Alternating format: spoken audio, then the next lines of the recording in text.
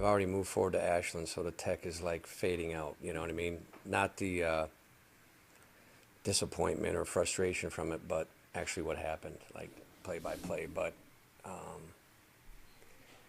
I recall we had a takeaway there. I think Demarius had that ricochet. We were in man free, and we got it on about 38, and we ended up with no points. And so when you play tight games like that, rivalry games, so-called rivalry games, right? So you don't get any points out of it. And so then we missed another field goal, and it was a long one. Dalton had the distance, but I think he was wide left from an offensive perspective. He had plenty of distance, and that was 47 yards. And you got to get points. You got to get points. And then, we weren't fitting things as crisp as we needed to on the second level. All their gap schemes, their toss G, their split zone a little bit, their flop zone, and a little bit of their power game and their counter game. We were plussing the linebackers, so they were running that counter back to the weak side on us, and we weren't fitting it right. And it wasn't that we didn't work on it. We worked on it all week, and those are our base fits. You just don't execute right. So that's where we're at with them a little bit. The players are struggling doing what we teach them to do, and it's not hard. That's one reason we run this scheme. I've been involved with numerous schemes on defense throughout my 30 years, but this one is the easiest to adjust to formations and all the chaos you get, and the run fits stay pretty basic as long as you're looking at what you should look at. And our reads for the box are the same, for the second level. You read near back, key scheme, ball. And when we don't fit right, there's no answer for it. It's just people not doing what they're taught to do. So when we do what we're taught to do, things look pretty good. Now, hanging the corners out on the deep balls, they force you to do that because of the way they play the run game on you. And their formations are heavy, you know what I mean? So I like that kind of football, but, we had pretty tight coverage. We just didn't play the ball when the ball came in. We were blind, and so they caught the ball. Those guys made some big plays.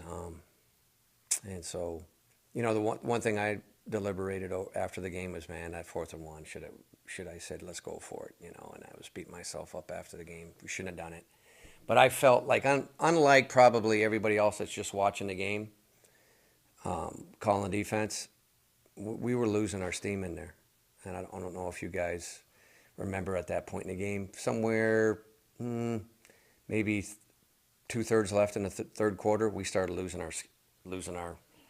our rhythm, and we were giving up drives, and I needed to steal one back. We needed to steal one back, and so when we didn't get it, I was eating crow. I was like, we shouldn't have done that. But when I watched the play on film, we ran a gap scheme play, and the hinge block got knocked out into the A gap where the ball's supposed to hit. If the hinge block just stays solid, that's a big gain. They ran a bullets, which I run all the time at our offense, and I really don't like it against gap schemes because things get loose because it's a down kick against gap schemes. So, it can get away from you real fast in that blitz, but they hit the seal player so dang hard he knocked him over and knocked him into the A gap. And the kid's trying hard. He's a redshirt freshman. So how many true freshmen and freshmen did we play against that night? Because we played a lot. That's just where we are right now. I don't, Al, I have to look. I don't think they play any true freshmen there right now, or even redshirts. And so our problem the other night didn't just start the other night. It started years ago. Okay, and here's what I mean. The guy that I saw all over the field that night was Marvin Wright. Okay, you know who he is? He's the linebacker for Tech. I think he's a really good player, and I credit Tech that he's there. I don't understand why he's there. I want to know if Northern recruited him. Because I would have recruited him because I recruited his father. Okay? His father was a great athlete and quarterback at Saginaw Arthur Hill, and I was at Western, and I recruited Marvin, senior. And he ended up going to Michigan State, so I was out fast on that. But, hey, we were in there for a while. And Marvin was an outstanding player at Michigan State. Played a lot of football, and he resides in Lansing and works there, and here comes his son. So it would have been nothing for me to go recruit him. I have a relationship with his father. So you see what I mean? These issues that I'm dealing with right now and our program's dealing with, they didn't just start. They happened years ago, okay? And so you got to get the best players recruiting that you can get, okay, at Northern Michigan. The best you can get. And you got to develop them and you got to keep them here. So that's our plan. That's our plan. So our issues were caused not just Saturday night or in fall camp. Our issues are from previous. And that's okay. That's, like I've told you guys, we'll play the cards we're dealt, but we got to work through it. And it happened. Our players right now are fighting. They're playing as tough as they can, as hard as they can, with as much effort as they can. And right now, their sword is broke. So my problem right now as the head coach and the rest of the staff's problem is we got to get them over because it's lingering right now, and we don't have time for it to linger. We got arguably, whether you are a Northwest Missouri fan or an Ashland fan, the best team in the country coming here to play, and they are the real deal. So we don't have time to complain and feel bad about last Saturday's game because won't give us a chance to win, to even compete in this next one. So we're going to prepare to win and go play and be a good football team, and we got to put that behind us, and that's where we're at. Because, these guys, I played them last year at Ferris. I thought last year they were the best team in the league, talent-wise. There's no weakness on their offense. Their offensive line, very, very good, very well coached, very well developed, big, good on their feet, been around for a while. Wideouts are unbelievable. They're unbelievable. 5, 1, and 3. I don't know their names. I know their numbers. You know what I mean? So that group is the best probably that I've ever seen in D2 at one time playing together. Phenomenal. Quarterback, very, very good. Been playing for a long time. Can make every throw you want. He manages the offense excellent. He's that guy. Running back, difference maker. 24 or something else. And, that's Ashland. The way they go about their business with football is top notch. They got a 3-story football building. Any guys ever been to Ashland to see it?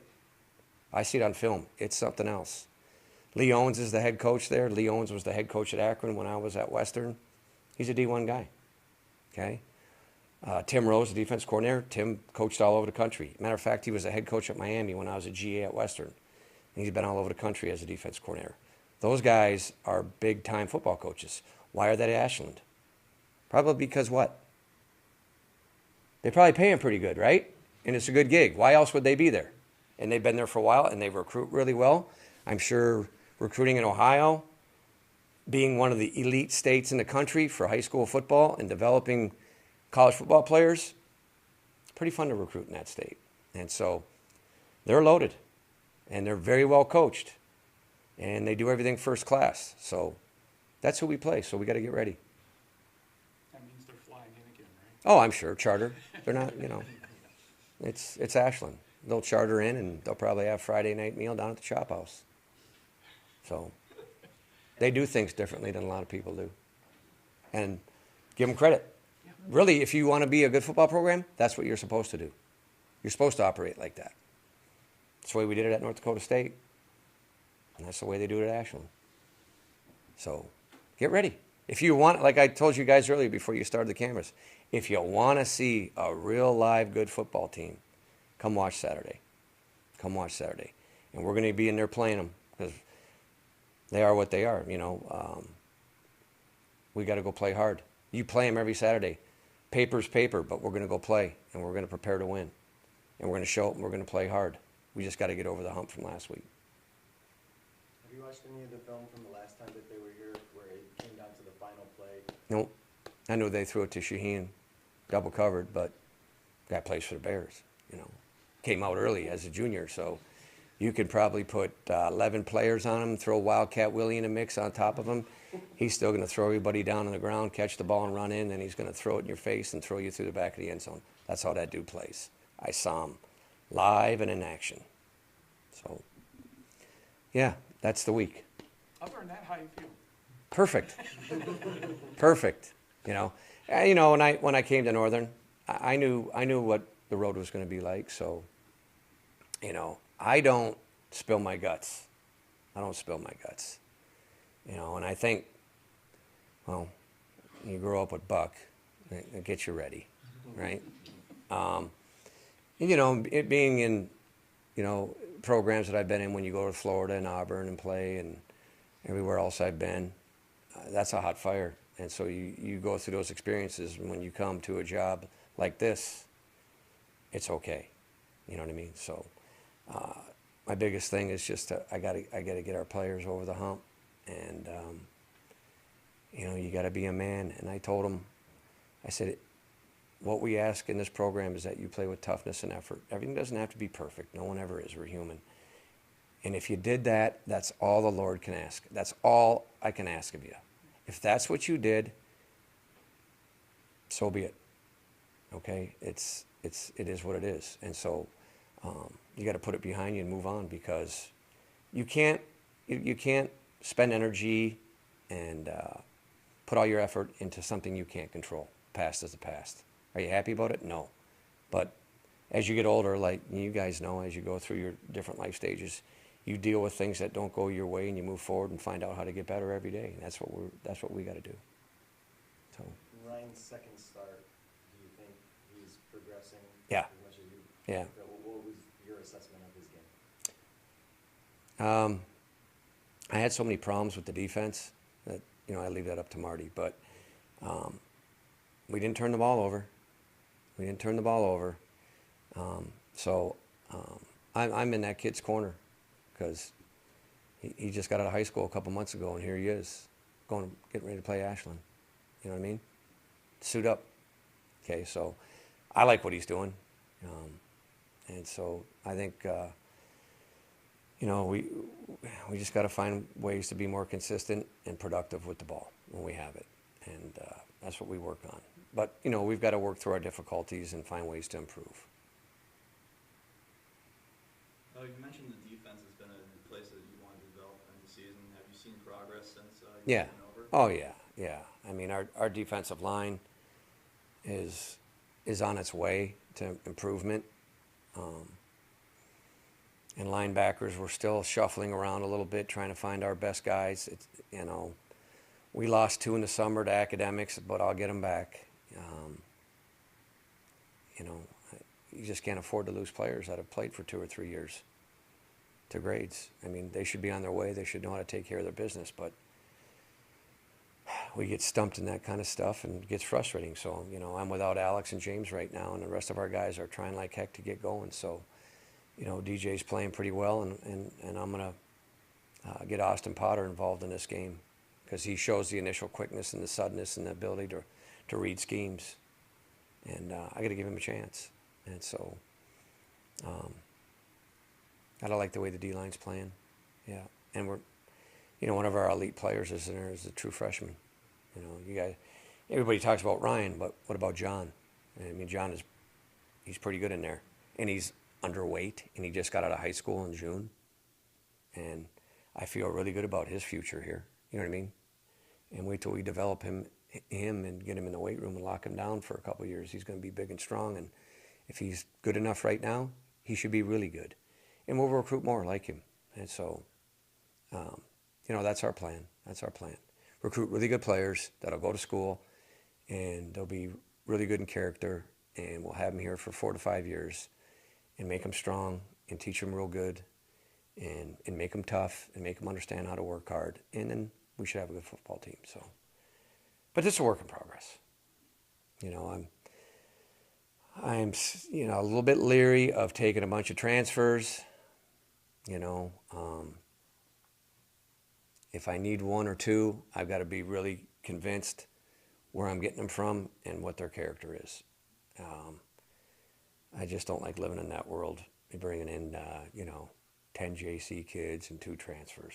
I just don't want to get into that. I just don't think that fits our school or our community very well. So the development then takes a little longer when you do it with high school players than it does if you do it with a bunch of transfers or JCs. So somewhere in there, the fence is perfect, and we're trying to find that line.